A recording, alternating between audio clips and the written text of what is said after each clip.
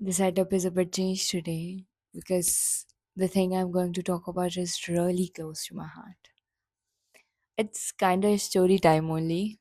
There was this person I used to tell everything to, the embarrassing stuff, the 2M thoughts. We had our own language almost. Inside jokes nobody else would get.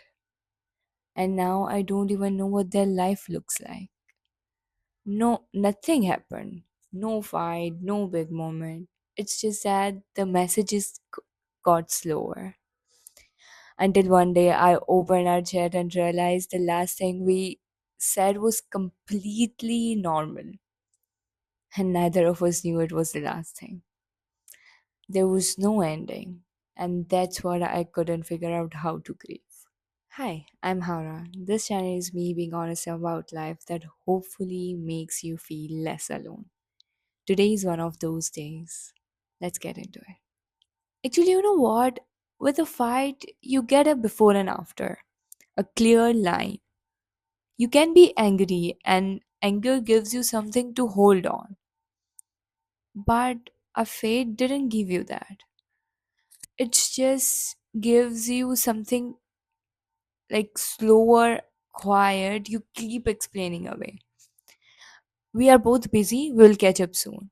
You say that for months until one day you are scrolling old photos and see their faces, realize that soon never came. It doesn't feel like a heartbreak. It feels like finding out something's been gone a while and you just didn't notice. Some goodbyes don't announce themselves. They just quietly let themselves out. It's not the big days that gets me, not birthdays or anniversaries. It's random stuff, a song or a joke that pops up into my head, and my first instinct is to send it to them. And then I remember, and my thumb hovers there doing nothing. I clearly remember this because it takes me a lot to move on from a heartbreak. So I know that I saw a funny reel on Instagram a few months ago, the kind only one person would have gotten the way I got it.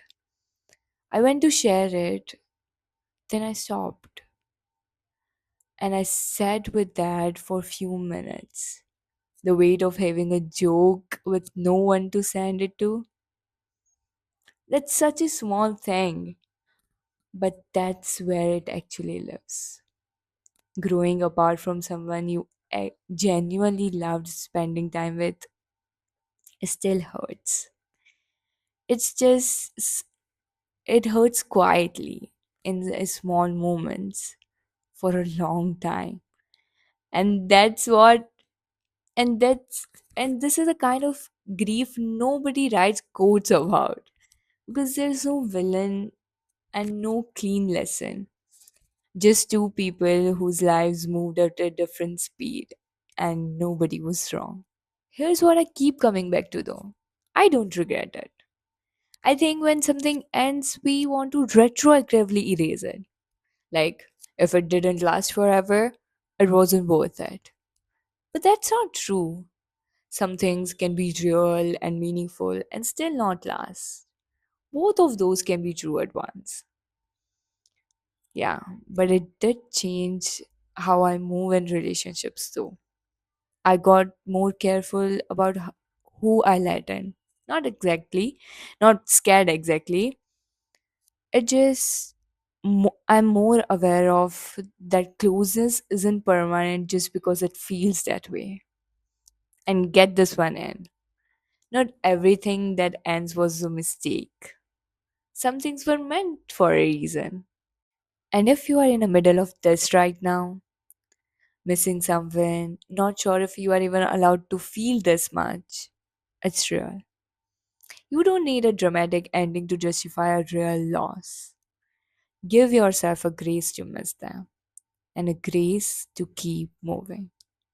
And remember, you don't become a new person in one day. You become a better person through small things you repeat. I'll see you in my next one. Bye.